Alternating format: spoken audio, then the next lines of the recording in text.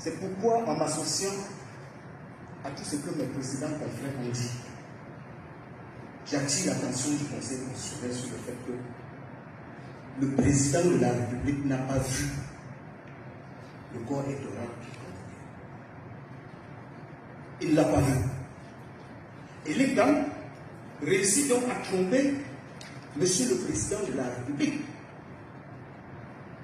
Et l'État réussira-t-il à tromper la vigilance du Conseil constitutionnel?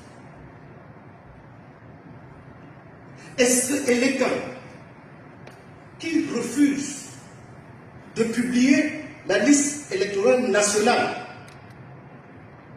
trompant les électeurs, réussit à tromper le président de la République, va-t-il, Monsieur le Président du Conseil constitutionnel, réussir à tromper la vigilance du Conseil constitutionnel? Monsieur le Président, le rapporteur a dit que le Conseil est incompétent. Non! Si l'État échappe aux électeurs, échappe au contrôle du président de la République, peut-il échapper au contrôle du président national? La défense du professeur Maurice Kamto vous a servi de fondement juridique. Le contrôle de régulation des institutions qui dysfonctionnent, ça relève de votre pouvoir.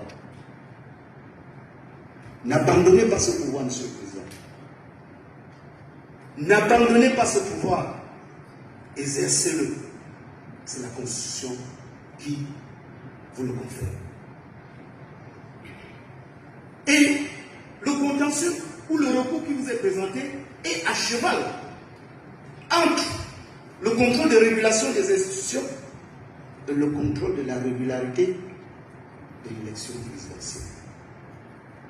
Le corps électoral est déjà convoqué. Malgré les imperfections qui ont été observées, Monsieur le Président, honorable membre du Conseil, vous avez le pouvoir de faire sortir de cette salle le corps électoral régularisé pour dire que si on a trompé les électeurs, si on a trompé les partis politiques, si on a trompé tous les acteurs du processus électoral, et qu'on a même trompé le président de la République, on ne doit pas vous tromper. C'est aussi simple. Et c'est pour ça que nous avons parlé de corps électoral régularisé, puisque le fait est là. Le fait est là. Et maintenant, lorsqu'on prend connaissance des observations de l'ECA, et l'ECA pour se défendre dit que le professeur Maurice Kamto n'a pas qualité. Et nous allons présenter des arguments de la qualité. Parce que nous savons que vous allez vous déclarer compétent et examiner le recours. Il dit que le professeur Maurice Kamto n'a pas qualité. Dans un premier temps, l'État soutient que non, c'est exactement le même recours que celui qui a été exercé en janvier. Non! Monsieur le Président, nous avons l'arrêt ou la décision du Conseil constitutionnel de janvier.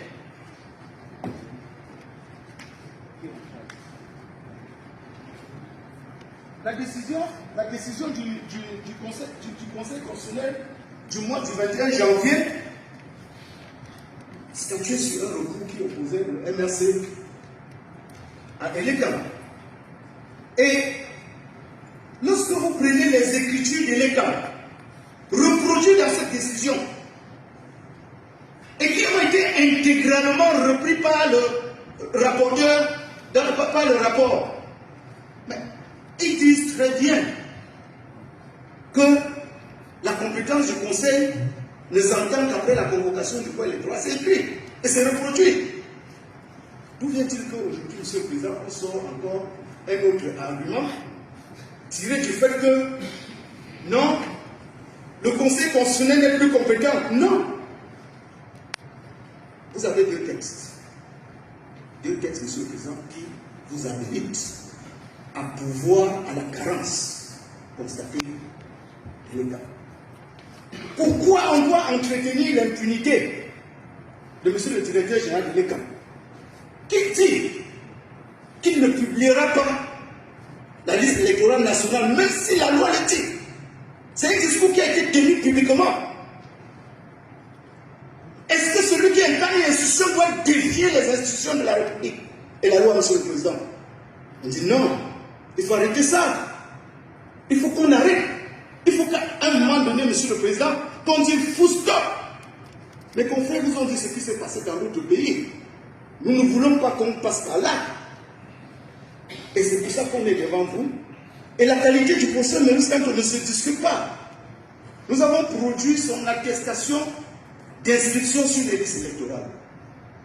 Il est candidat déclaré pour compétir au scrutin présidentiel qui est convoqué pour le 12 octobre 2025. Doit-on chercher encore quoi? On vous a dit, monsieur le Président, que si on se réfère aux dispositions de l'article 13 de la Charte africaine des droits de l'homme et des peuples, son recours est justifié. Si on se réfère aux dispositions de l'article 25 du pacte international relatif aux droits civils et politiques, son recours, il a qualité. Il est citoyen camerounais. Il est inscrit sur les listes électorales. Il est inscrit. Il est candidat. En vertu de quoi, monsieur le Président, on doit l'empêcher de contrôler la liste? En vertu de quoi on doit empêcher un candidat de vérifier l'éligibilité des autres candidats? S'il n'y a pas de liste électorale nationale publiée, comment allons établir que quelqu'un est éligible ou inéligible? Comment, monsieur le Président? Monsieur le Président, je dois terminer mon propos en disant que cette obscurité a trop duré. Il faudrait, monsieur le Président, qu'on balance notre pays vers la lumière. Et la lumière, c'est cette liste. C'est la soumission au contrôle. Et c'est la confection du corps électoral régularisé. Monsieur Kamto Maurice, en qualité, a attiré l'attention du Conseil constitutionnel à ce qu'il exerce son pouvoir dans l'intérêt public, dans l'intérêt général. Parce que ce n'est pas l'intérêt du procès Kamto qui est préservé ici. Non! C'est l'intérêt général.